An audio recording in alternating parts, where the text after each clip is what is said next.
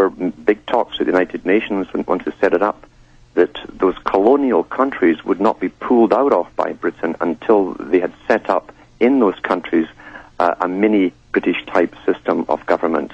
And then they could pull out and withdraw. It might take a generation. And they wrote hundreds of books, from Quigley's to others, bragging about the system. But you go to Wikipedia or to the mainline Encyclopedia Britannica, and they say the New World Order doesn't exist. Doesn't matter if it's taught at Princeton and Harvard and Oxford, and they admit the system of world governance through the shadow roundtables. They will just still laugh at us and say it doesn't exist.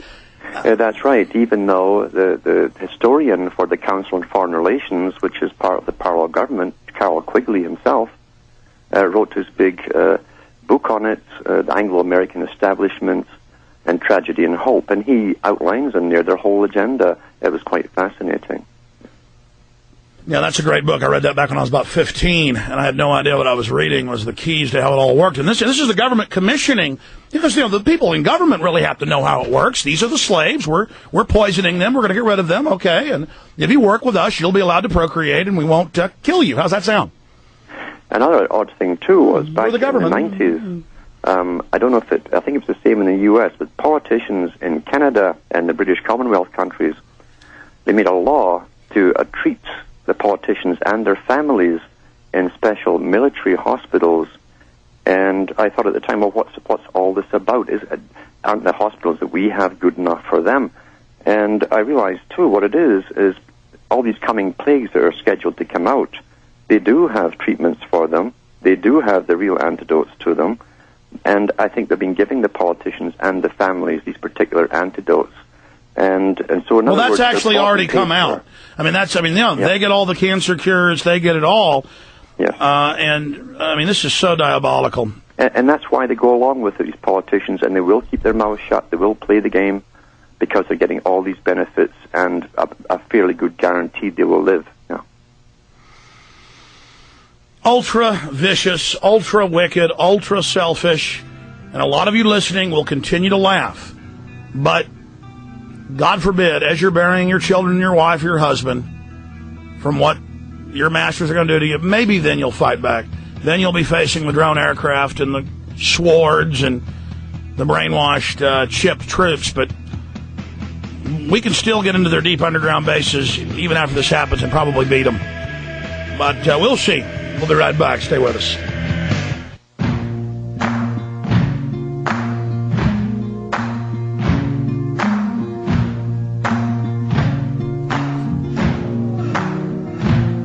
Can run on for a long time. All right, we're going to Don in Costa Rica, Jimmy, Dustin, Donna, Rico, Dustin, Jeremy, and others. I've done a lot of hit pieces. I've gone on a lot of national TV shows where they tape you for days or hours and then cut up what you said. They never let you put out your real evidence of 9/11 being an inside job or the New World Order.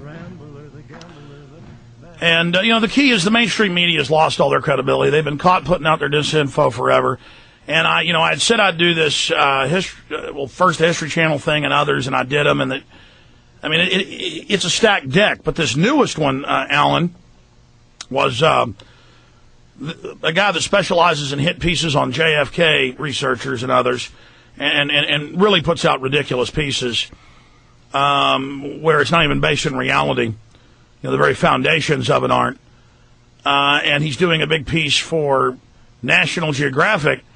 And I said, you know what, I don't think I'm going to do that interview. No, I'm not going to be interviewed by it. And they just can't believe that I don't care about going on their national TV show so that I can have them stack the deck and do that.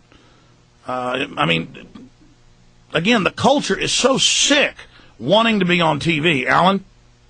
It's true. It's interesting as well to recognize that Professor Carroll Quigley himself mentioned that was a technique they used in mainstream media because they often called on him to bring on with a guest who was coming out with a theory of the world being manipulated, and they'd bring him on to try and repudiate the guest.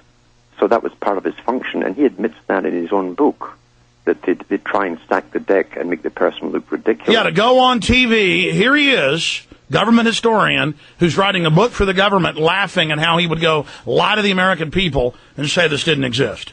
I mean, how do they get these guys to do this against their fellow man? Now, many people out there are so easily bribed. Ego, status, self-benefit. I've been asked by the elites themselves, why don't you simply join us? You have the skills, the talent, the IQ, and so on. And they cannot understand that you have something which we call integrity. They can't understand that at all. It's a foreign... They actually go into a stunned look when you say it. They can't. Well, I mean, they've killed 3 million Iraqis in the last 18 years. I mean, I don't want to be part of that. I mean, killing little kids? Yes, and to them that's nothing. That's nothing at all. They sleep well, they plan this kind of thing, they don't need sleeping pills.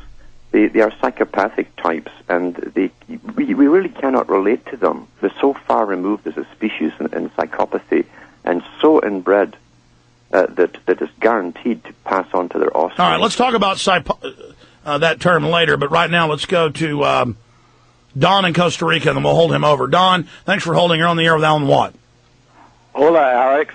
I'm calling from an IP phone in Costa Rica, a first-time caller, former Californian. Can you hear me okay? Yes, sir. Okay. I just wanted to talk a little bit about global warming and supposedly it's caused CO2, which a lot of people call greenhouse gas. But if you want to find some information on it, you could better find it by looking up industrial gases on the Internet. And you'll find all the uses that industry uses CO2 for.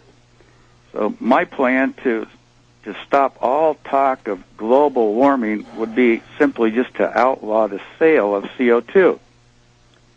And when you do that, the first people to raise a stink about it would be the soft drink industry. And also maybe their consumers. Yeah, well, they're not going to do that. They're going to tax it. They know it's based on all manufacturing life on this planet.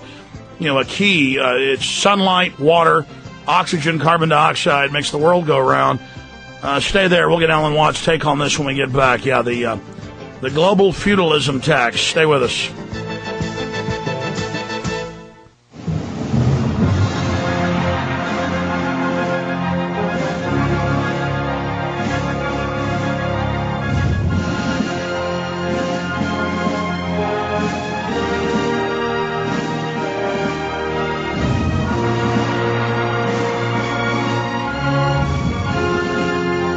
All right, Don.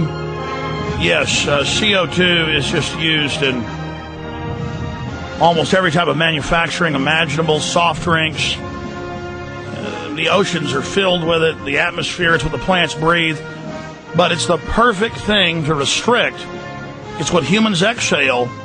And as the Club of Rome said, Richard N. Haas, head of the CFR, writing for them, he said it's about making humans the enemy and the state is the solution to deal with the enemy. So it's about making us bad. Alan Watt?